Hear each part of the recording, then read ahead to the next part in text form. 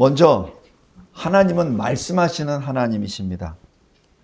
늘 일을 하시기 전에 먼저 말씀하시죠. 창조하시기 전에 먼저 말씀하십니다. 태초에 하나님이 천지를 창조하시니라 라면서 말씀하시죠. 성도 여러분, 창조 역사를 어떻게 알죠?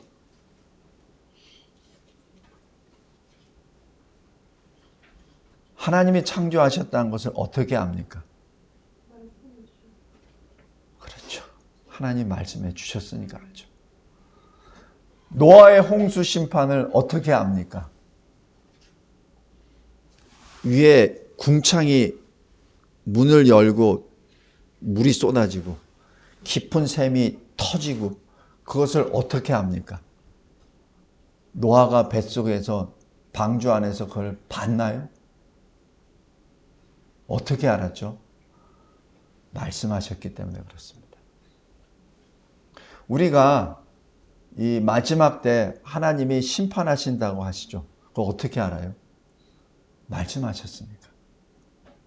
그 말씀하신 하나님이 예수 그리스도를 보내신다는 것을 계속해서 옛적부터 계속해서 말씀하십니다. 선지자들을 통하여. 특별히 환난 가운데 있는 백성들에게. 왜? 환난을 끝까지 인내하고 이겨내라고. 그렇게 주시죠. 그런데 왜 이런 말씀을 주시죠? 요한복음 14장 29절에 이제 일이 일어나기 전에 너희에게 말한 것은 예수님이 하신 말씀입니다. 일이 일어날 때 너희로 믿게 하려 함이라. 그냥 예언 차원에서 말씀하신 게 아니에요. 하나님이 우리에게 미리 말씀해 주시는 것은 하나님을 믿으라고. 그래서 먼저 말씀해 주십니다. 믿으라고. 근데 참 그 믿음이 잘 안 생기죠. 그 믿음은 하나님의 은혜의 선물이기 때문에 그렇습니다. 우리가 머리가 똑똑해서 판단력이 좋아서 천만의 말씀. 똑똑하다고 생각하는 사람들, 판단력이 좋다고 하는 사람들은 더 못 믿습니다. 믿음이 안 생겨요. 왜냐하면 믿음은 하나님이 주셔야만 됩니다. 임마누엘이란 뜻은 하나님이 우리와 함께 하신다는 뜻입니다. 예레미야 23장 5절에 이렇게 하나님이 말씀해 주세요. 내가 다윗에게 한 의로운 가지를 일으킬 것이라. 여기서 다윗은 다윗의 계보를 통하여 예수님이 오시는 것을 의미합니다. 왜 의로운 가지죠? 이 세상 사람들은 누구도 의로운 사람이 없습니다. 그래서 의로운 가지를 일으키신다고 말씀합니다. 이사야서 7장 14절에 구체적으로 말씀하세요. 오늘 우리가 읽은 마태복음 1장에 있는 그 말씀을 그대로 하세요. 처녀가 잉태하여 아들을 낳으리니 그 이름을 임마누엘이라 하리라. 임마누엘이란 히브리 말은 하나님이 우리와 함께 계신다는 뜻입니다. 민수기에 보면은 12지파가 광야를 행진할 때 여기 그림에서 보는 것처럼 3개 지파씩 동서남북으로 편성이 됩니다. 가운데는 레위 지파 3 대표가 지파들이 하죠. 그리고 그 가운데는 성막이 있습니다. 성막 안에는 하나님의 언약궤가 있죠. 다시 얘기해서 성막은 하나님의 임재를 의미합니다. 무엇을 의미하죠? 하나님이 늘 하나님 백성 가운데 계십니다. 하나님은 멀리서 우리를 보고 계시면서 리모트 컨트롤로 우리를 조정하시는 분도 아니고 줌을 통해서 우리에게 화상 통화를 하시는 분도 아닙니다. 직접 오세요. 그것이 구약에 그대로 나타나죠. 다른 표현으로 하면은 이 그림 대형이 바로 십자가의 예표이기도 합니다. 그래서 이 십자가의 역사를 이미 구약에 선포하셨고 이스라엘 백성들은 이것을 이 대형에 맞춰서 40년 동안 광야를 행진하게 됩니다. 첫 번째, 예수님은 성령으로 잉태하신 분이십니다. 구주께서 다윗의 계보, 다윗의 한 의로운 가지로 오시죠. 하나님이 선지자를 통하여 히브리서 1장 1절입니다. 여러 부분과 여러 모양으로 말씀하신 말씀의 성취로 우리 역사에, 인간의 역사에 들어오셨습니다. 다윗의 자손 요셉은 약혼녀 마리아가 임신했다는 것을 보고 이것을 깨닫지 못하고 조용히 끊고자 했습니다. 그러나 하나님은 요셉의 마음을 아시고 천사를 보내주셔서 놀라운 소식을 전해주시죠. 그에게 잉태된 자는 성령이니라. 그러면서 지금 이 이사야서에 있었던 것처럼 보라 처녀가 아들을 낳으리니 그의 이름을 임마누엘이라 하리라. 또 말씀하십니다. 그의 이름은 예수라. 예수라는 뜻은 히브리 말로 구원이라는 뜻입니다.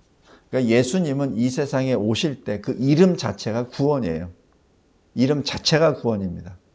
그래서 구원의 이름을 가지고 이 세상에 오신 그리스도께서 예수이십니다. 이 소식을 받은 요셉과 마리아는 그대로 순종합니다. 그래서 요셉과 마리아의 신앙이 우리에게는 굉장히 선한 본보기가 되었죠. 만물을 창조하신 말씀이 요한복음 1장입니다.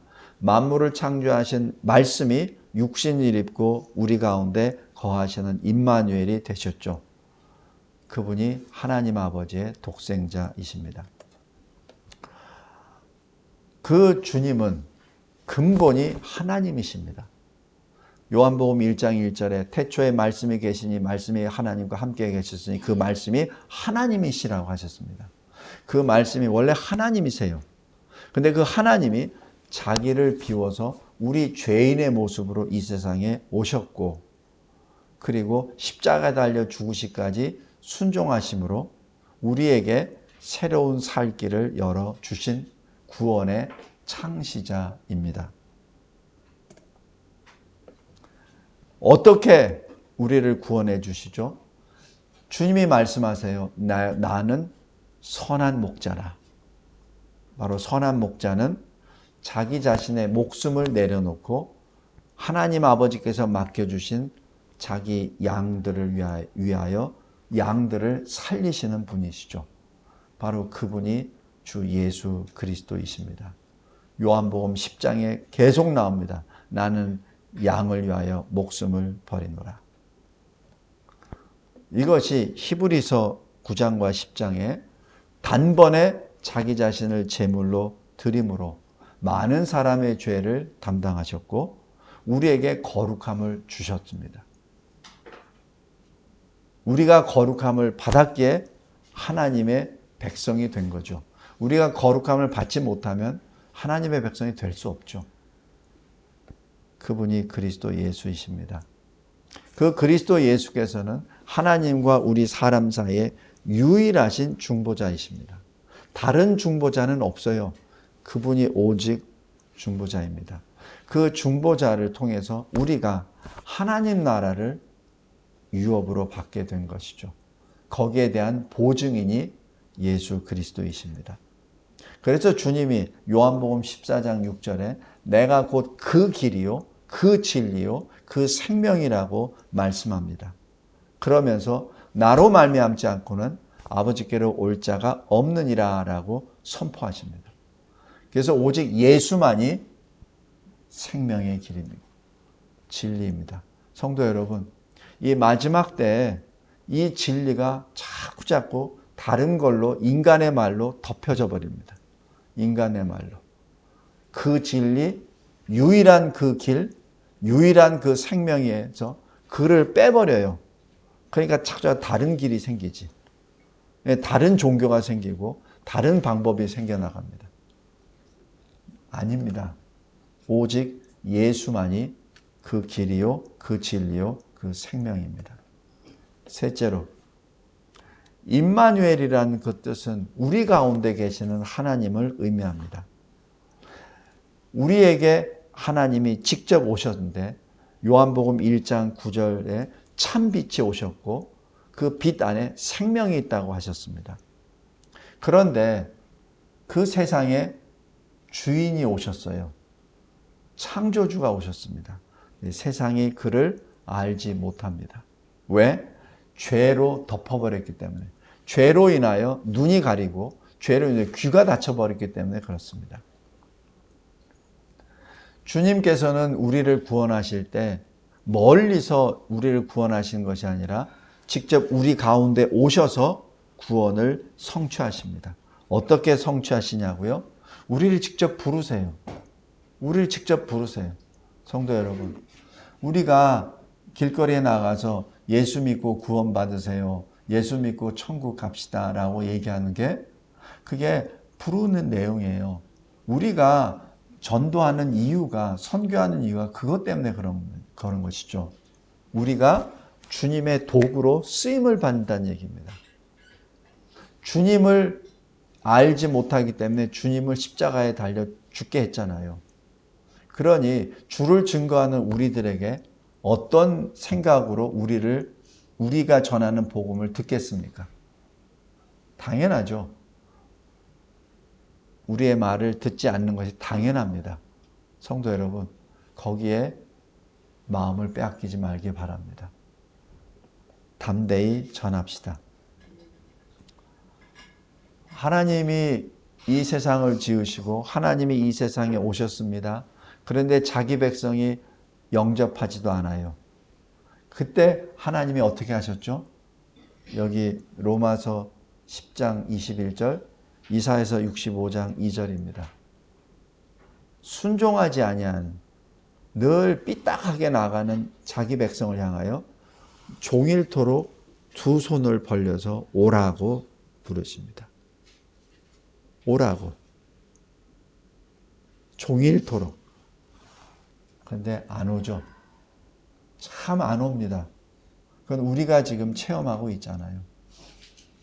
우리가 이번 수요일 날 크리스마스 디너 파티 때 초청하는데 몇 사람이 오는지는 잘 모르겠습니다. 근데 우리가 한 거에 비해서는 아마 많이 못 올 거예요. 그만큼 세상이 죄로 덮였다는 것을 의미합니다. 성도 여러분, 그런 것에 낙심하지 말기 바랍니다.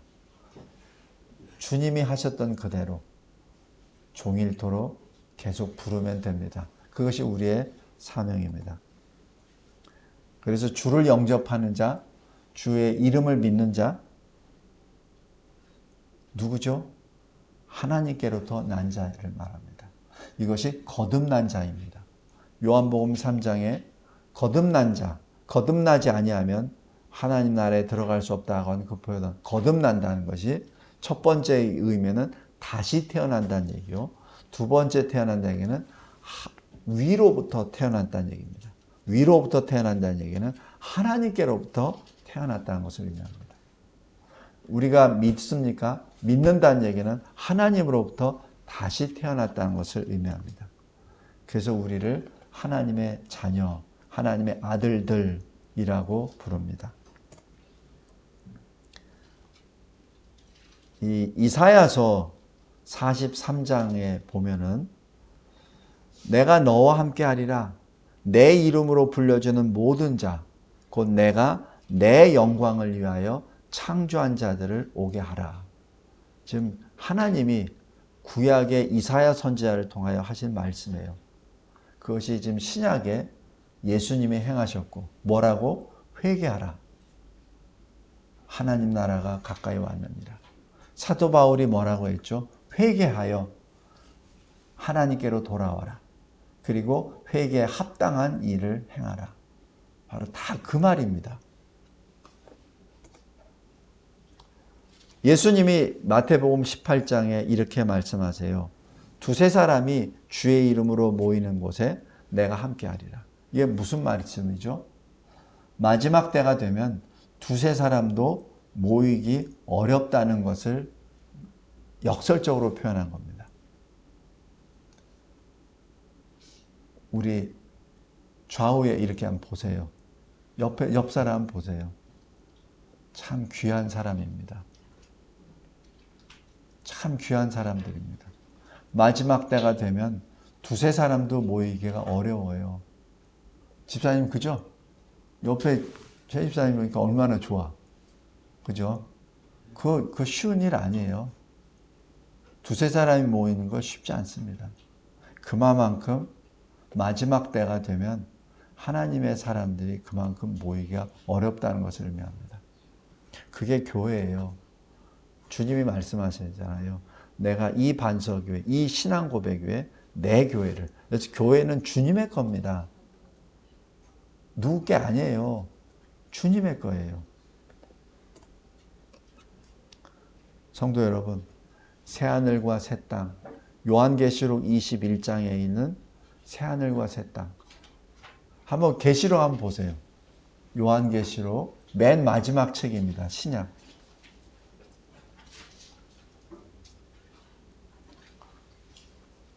요한계시록 21장입니다.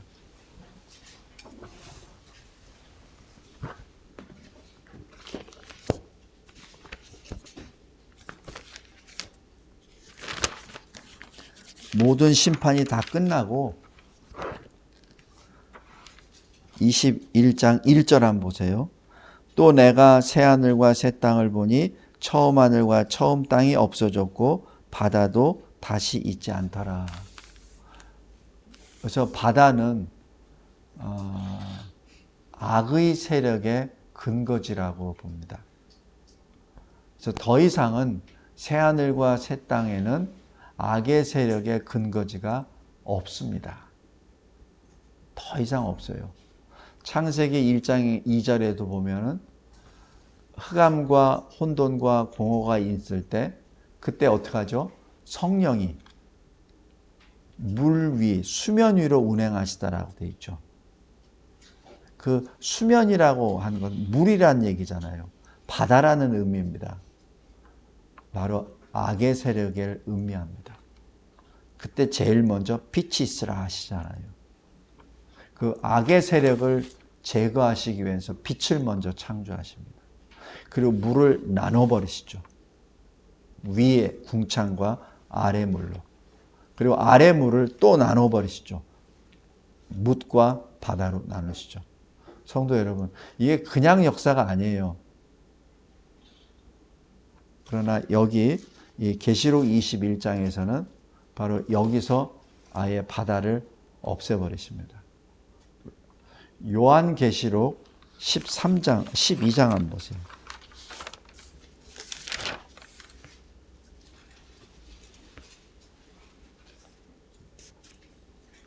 요한계시록 12장 13절 보십시오. 찾으셨죠?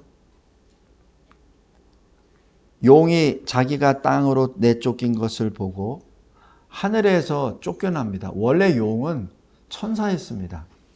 그러나 하나님을 대적했죠. 하나님 자리를 대적했습니다. 감히. 그래서 쫓겨납니다.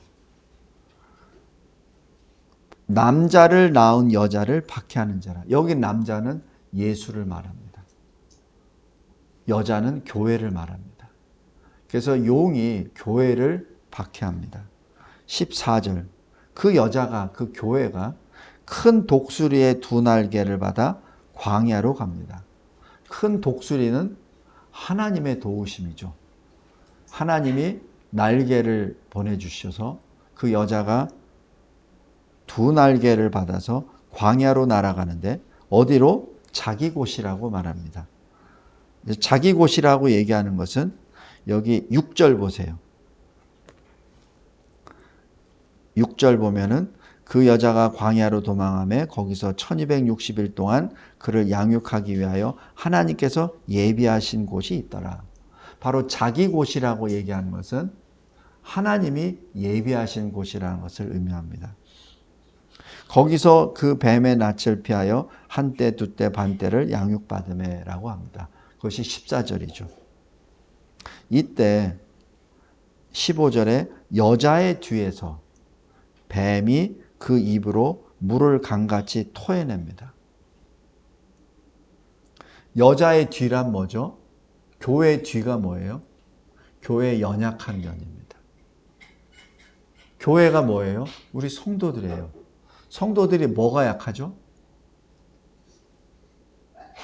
돈에 약하잖아요. 성도들이 뭐에 약해요? 자기 욕정에 약하잖아요. 성도들이 뭐에 약해요? 명예심에 약하잖아요. 그죠? 그게 우리 약점이잖아요. 그것을 공격합니다. 뭘로? 입에서 나오는 물로. 그게 뭐예요? 거짓말로. 미혹의 말로. 그래서 이 마지막 때는 누가 뱀이냐, 누가 용이냐를 알 수 있냐면은 현란한 입술로, 혀로 교회를 공격하는 사람이 사탄입니다. 언뜻 보면은 교회를 위하는 것처럼 얘기해요. 언뜻 보면은 성도들을 위하는 것처럼 해요. 언뜻 보면은 목사를 위하는 것 같아요. 목사님, 교회 개척하시느라 힘드시죠? 얼마나 고생 많으세요? 어떻게 먹고 사세요? 성도들이 말썽 많이 피우죠? 어떻게 교회를 지금까지.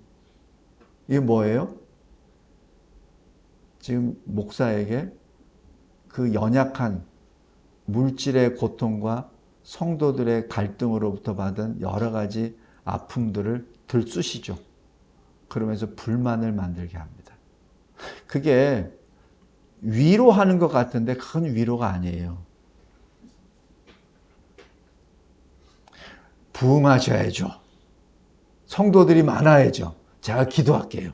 부흥하게 하소서. 부흥의 목적이 뭐예요? 목적이 뭡니까? 돈 잘 벌라고? 그거 아니잖아요. 성도들이 많이 모여야 큰 교회가 되니까 어깨에 힘을 주려고? 그거 아니잖아요. 예수님이 이 세상에 오신 건 그것 때문에 한 거 아니잖아요. 하나님이 뭐가 아쉬워서 이 세상에서 큰 교회를 세우고 자랑하기 위해서 이 세상에 오셨습니까? 그거 안 해도 하나님이신데.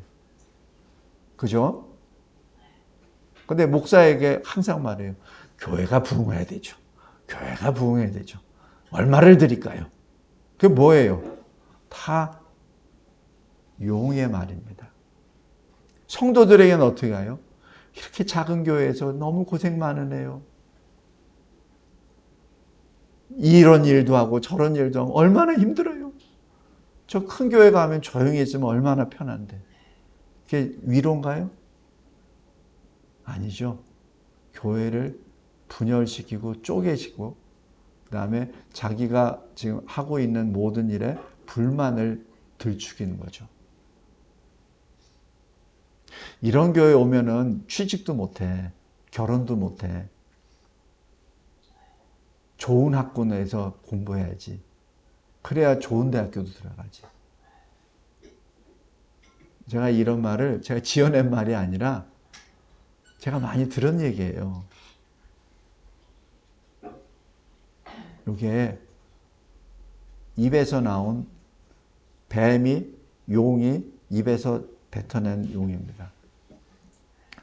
요즘에는 뭐라 그래요? 교회는 우리가 세우는 거야. 하나님이 세우는 게 아니고. 이렇게 말하잖아요. 그게 로잔이잖아요. 성도 여러분, 그런 말들이 여기 15절 잘 보세요. 물을 강같이 토하여 여자를 물에 떠내려가게 하려 하되. 이렇게 합니다. 여자가 떠내려가면 어떻게 됩니까? 교회가 떠내려가면 어떻게 돼요?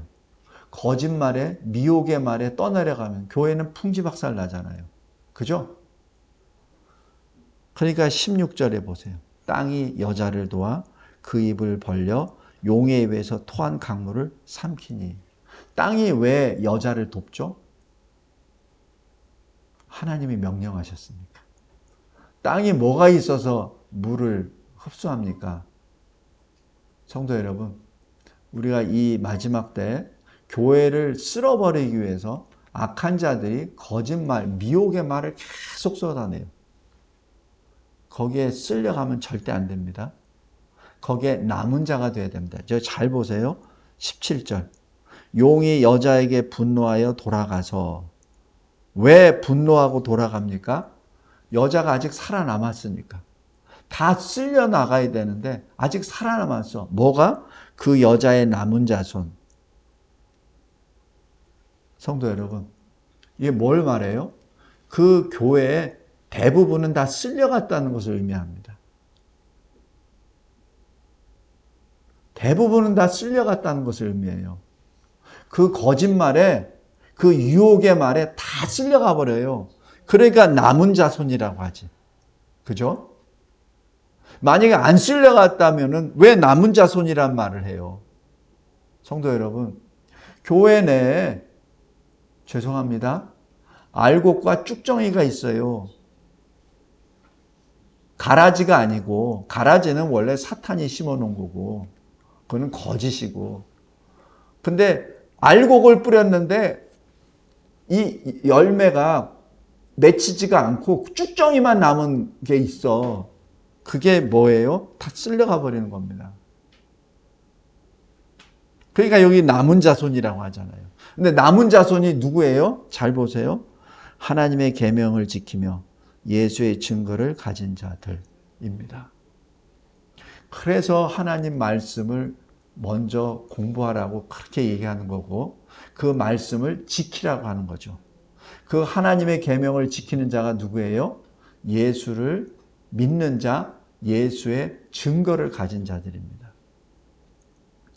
이 사탄, 옛뱀 마귀, 용은 이 남은 자들과 싸우려고 어디에 섰죠? 바다 모래 위에 서 있더라.